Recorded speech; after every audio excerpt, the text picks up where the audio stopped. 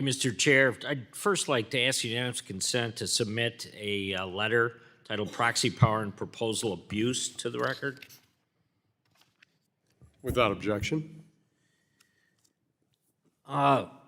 Thank you, gentlemen, for being here, and Mrs. Farrell, Keel, thank you.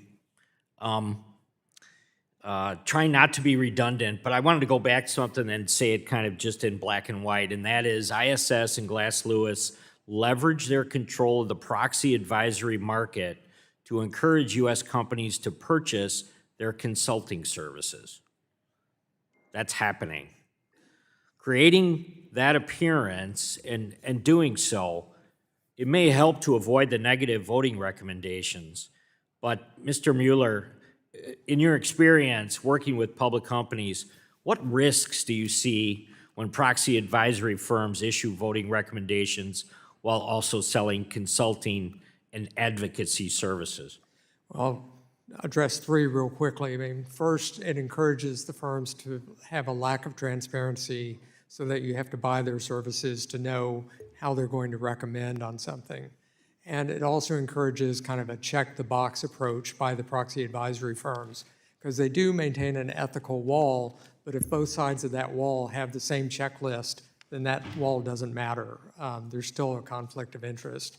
And then, of course, shareholders and companies are the ones that are suffering from the votes.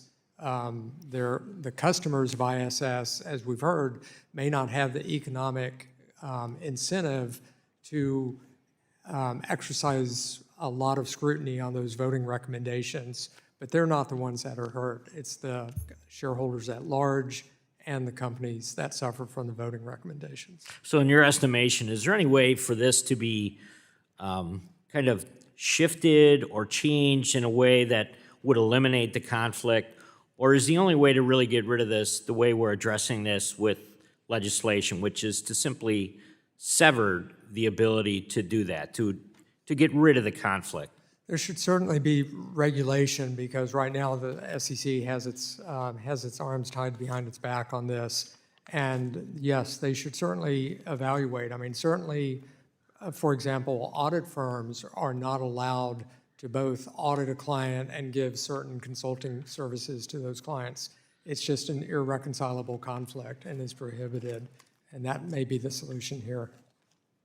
Mr. Copeland, turning to you, based on your research and analysis of the shareholder proposal process, can you discuss how recurring or the duplicative proposals affect the efficiency and the clarity of the proxy materials that people are receiving very, very often and in a way that sometimes is nonchalant? It's simply mailed to them, and they're overwhelmed.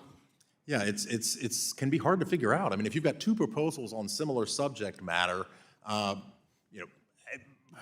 you going to really tease those apart well? And then what if shareholders vote yes on one and no on another, and it's sort of ambiguous or there's conflicts? The recurring issue, because the resubmission thresholds have traditionally been so low, proponents can get these on the ballot year after year after year after year, and the proxy advisors take the odd position that if it fails year after year after year after year, and then one year it gets a majority, they've got to act on that, or we may vote against your directors, even though it could potentially flip back the next year. So it's kind of a mess. I didn't put much in this testimony about it, but I put a lot more in my 2016 testimony and in comment letters to the SEC in 2020 and 2022 on this issue, and they're all referenced in my written testimony. Yeah, so do you currently believe the thresholds for resubmitting the failed proposals, which is kind of a whole other area, you didn't get the outcome you wanted, so you simply bring it back again, maybe with different verbiage, right?